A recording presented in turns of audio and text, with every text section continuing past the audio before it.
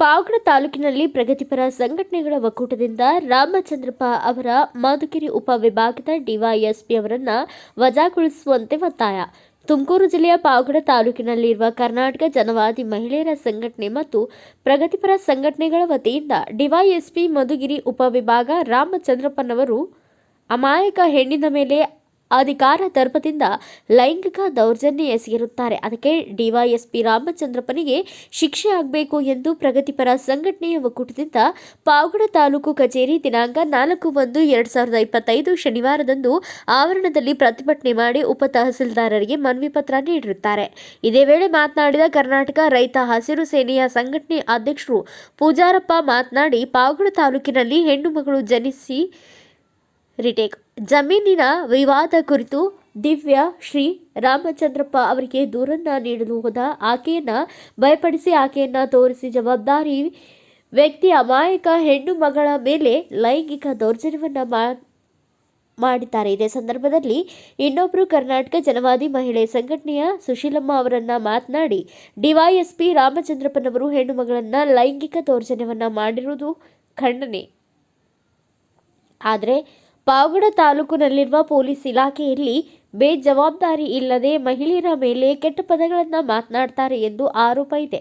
ಈ ಸಂದರ್ಭದಲ್ಲಿ ಇನ್ನೊಬ್ಬರು ಮಾತನಾಡಿ, ದಲಿತ ಮುಖಂಡ ಹಾಗೂ ಮಹಾಮಾದಿಗ ಸಂಘಟನೆಯ ಅಧ್ಯಕ್ಷರು ಕೃಷ್ಣಮೂರ್ತಿ ಅವರು ಮಾತನಾಡಿದರು. ಇದೇ ಸಂದರ್ಭದಲ್ಲಿ ಇನ್ನೊಬ್ಬರು ಮಹಿಳಾ ಸಂಘಟನೆ ಸದಸ್ಯರಾದ ಶಿವಗಂಗಮ್ಮನವರು ಮಾತನಾಡಿ, ಪಾವಗಡ ತಾಲೂಕಿನಲ್ಲಿರುವ ಪೊಲೀಸ್ ಠಾಣೆಯಲ್ಲಿ ಸರಿಯಾಗಿ ಕರ್ತವ್ಯವನ್ನ ನಿರ್ವಹಿಸ್ತಾ ಇಲ್ಲ. ಇದೇ ತಾಲೂಕಿನಲ್ಲಿರುವ ದಲಿತ ಮಹಿಳೆಯಾದ ಗಂಗಮ್ಮನವರು ಸುಮಾರು ದಿನಗಳ ಹಿಂದೆ ಕಾಣೆಯಾಗಿದ್ದಾರೆ.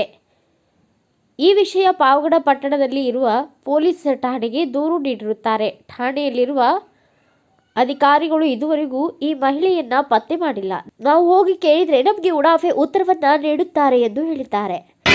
ಮಧುಗಿರಿ ಡಿಎಸ್ಪಿ ರಾಮಚಂದ್ರಪ್ಪನವರಂತ ಹೇಳ್ತಾ ನಮ್ಮ ಪಾವಗಡ ತಾಲೂಕು ಸಂಘ ಸಂಸ್ಥೆ ಪತ್ರಿಕೆ ಮಾಧ್ಯಮದವರು 1ನೇ ವರ್ಷ 24ನೇ ಇಶಿಯಲ್ಲಿ ಅವರು ಬಂದು ಯಾವುದೋ ಒಂದು ಸೋಲಾರ್ ಕೇಸ್ ರೈತರಿಗೆ ನ್ಯಾಯ ಕೊಡ್ತಕ್ಕಂಥ ಕೆಲಸ ನಮ್ಮ ಪಾವಗಡ ಪೊಲೀಸು ಮತ್ತು ಮಧುಗಿರಿ ಡಿಎಸ್ಪಿ ಮಾಡಬೇಕಾಗಿತ್ತು.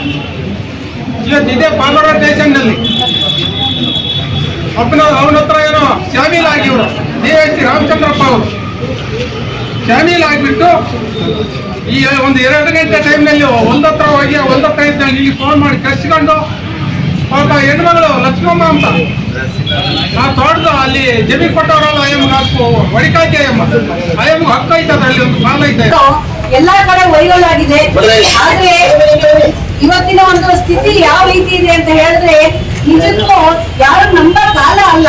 ಒಬ್ಬ ಪೊಲೀಸ್ ಇಲಾಖೆನ ಬಿಟ್ರೆ ಬೇರೆ ಯಾರು ನಂಬಕ್ ಆಗೋದಿಲ್ಲ. ಇವತ್ತು ಪೊಲೀಸ್ ಅಲ್ಲ, ಸಣ್ಣ ಅಧಿಕಾರಿಯಲ್ಲ, ಅವರು ಉನ್ನತ ಅಧಿಕಾರಿಯಾಗಿದ್ದು ಅವರೇ ಇಂಥ ತಪ್ಪು ಮಾಡ್ತಾ ಇದ್ದಾರೆ. ಮತ್ತೆ ಅವ್ರು ಕೆಳಮಟ್ಟದವ್ರು ಯಾವ ರೀತಿ ಒತ್ತಡ ಮಾಡ್ತಾರೆ ಅಂತ ಹೇಳಿ ನಾವು ಯೋಚನೆ ಮಾಡ್ಬೇಕಾಗಿದೆ. ಮತ್ತೆ ಏನು ಇವತ್ತು ಹೆಣ್ಮಕ್ಳಿಗೆ ರಕ್ಷಣೆ ಇಲ್ಲ. ಪಾವಗಡ ಅಂತ ಗಡಿನಾಡಲ್ಲಿ ಸೇರ್ಕೊಂಡು ನಾವು ಎಲ್ಲದರಲ್ಲೂ ಗಡಿನಾಡು ಅಂತ ಹೇಳಿ ಕೊನೆಗೆ ಹೆಣ್ಮಕ್ಕಳನ್ನು ಕೂಡ ಗಡಿನಾಡಲ್ಲೇ ಇಟ್ಟಿದ್ದಾರೆ. ಈ ಹಿಂದೆ ಸುಮಾರು ಒಂದು 2-3 ತಿಂಗಳ ಹಿಂದೆ ಇದೇ ರಾಮಚಂದ್ರಪ್ಪ ಅವರು ಒಂದು ಹೆಣ್ಣು ಏನ್ ಸೋಲಾರ್ ವಿಷಯದಲ್ಲಿ ಕಂಪ್ಲೇಂಟ್ ಆದಾಗ ಬೂಟ್ ಕಾಲಲ್ಲಿ ಒತ್ತಿದ್ರು. ಆಗ ಅವ್ರ ಮೇಲೆ ಕಂಪ್ಲೇಂಟ್ ಮಾಡಿ ಎಲ್ಲಾ ಅಧಿಕಾರಿಗಳು ಸಾಮೀಲಾಗಿ ಆಕೆಗೆ ನ್ಯಾಯ ಕೊಡ್ಲಿಲ್ಲ. ಇವತ್ತು ಕೂಡ ನಾನು ಕೂಡ ಅದೇ ಪರಿಸ್ಥಿತಿಯಲ್ಲೇ ಇದ್ದೀನಿ. ಏನಪ್ಪಾ ಅಂದ್ರೆ ಸೋಲಾರ್ ಅವರು ಇವತ್ತು ಸಹಿ ಹಾಕಿಸ್ಕೊಂಡಿಲ್ಲ. ಅದೇ ಪೊಲೀಸ್ ಸ್ಟೇಷನ್ಗೆ ಹೋದ್ರೆ ಎಲ್ಲ ಕೂಡ ಸೋಲಾರ್ ಕಡೆ ನಮ್ಮ ಮಹಿಳೆಯರ ಕಡೆ ಆಗ್ಲಿ ರೈತರ ಕಡೆ ಆಗ್ಲಿ ಯಾವ ಪೊಲೀಸು ಇಲ್ಲ. ಅದರಿಂದ ದಯವಿಟ್ಟು ನಾವು ಹೇಳ್ತಾ ಇರೋದಿಷ್ಟೇನೆ, ಏನು ನಮ್ಮ ತಾಲೂಕು 4 ಪೊಲೀಸ್ ಸ್ಟೇಷನ್ಗಳಿದೆಯೋ ಆ 4 ಪೊಲೀಸ್ ಸ್ಟೇಷನ್ ನಾನು ಕೇಳ್ಕೊಳ್ಳೋದಿಷ್ಟೇನೆ, ಮಹಿಳೆಯರಿಗೆ ರಕ್ಷಣೆ ಕೊಡಿ, ಮಹಿಳೆಯರಿಗೆ ರಕ್ಷಣೆ ಕೊಡಿ. ಏನ್ ಮಹಿಳೆಯರು ಒಂದು ಕಂಪ್ಲೇಂಟ್ ತಗೊಂಡು ಅವ್ರು ಕುಡ್ದಿದ್ದೀನಮ್ಮ ನಾವ್ ಏನ್ ಮಾಡ್ಲಿ, ಬರೀ ಒಂದು ಆನ್ಸರ್ ಬರುತ್ತೆ. ಇವತ್ತು ರಾಮಚಂದ್ರಪ್ಪ ಅವರು ವಿಡಿಯೋ ಸಿಕ್ಕಿ ಇಷ್ಟೊಂದು ವೈರಲ್ ಆಗಿದ್ದಾರೆ. ಆದ್ರೆ ಕಾರಣದ ಮುಖಗಳು ಹೇಳಿದ ಹಾಗೆ ಕಾರಣದ ಮುಖಗಳು ಹಿಂದೆ ಜಾಸ್ತಿ ಇದಾವೆ.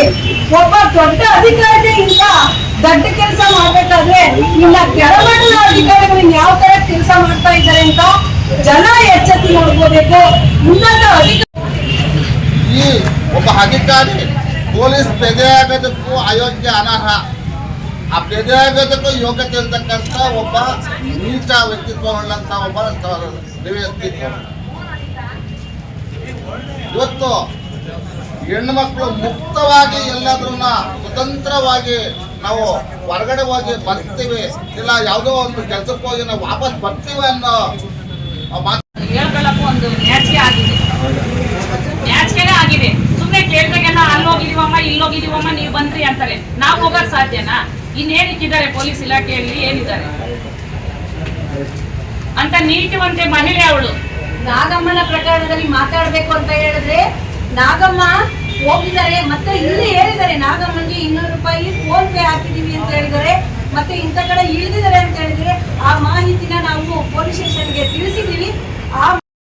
ಈ ಪ್ರತಿಭಟನೆಯಲ್ಲಿ ಭಾಗವಹಿಸಿದವರು ಸುಶೀಲಮ್ಮ, ಶಿವಗಂಗಮ್ಮ, ಬಿಕೆಹಳ್ಳಿ ನಾಗಲಕ್ಷ್ಮಿ, ಅಲ್ಮೇಲಮ್ಮ, ಸುನಂದ, ಹನುಮಕ್ಕ, ರತ್ನ, ಬಿಕೆಹಳ್ಳಿ, ವರಲಕ್ಷ್ಮಿ, ಈರಣ್ಣ, ಅಂಬಿಕಾ, ಈಶ್ವರಪ್ಪ, ರೈತ ಸಂಘದ ತಾಲೂಕು ಅಧ್ಯಕ್ಷರು ಶಿವು, ಹನುಮಂತರಾಯಪ್ಪ, ನಾರಾಯಣಸ್ವಾಮಿ, ವೆಂಕಟಸ್ವಾಮಿ, ಈರಣ್ಣ ಇನ್ನು ಮುಂತಾದವರು ಉಪಸ್ಥಿತರಿದ್ದರು. ಬ್ಯೂರೋ ರಿಪೋರ್ಟ್ ಶಿವಾನಂದ್, ಭಾರತ ವೈಭವ ನ್ಯೂಸ್, ಪಾವಗಡ.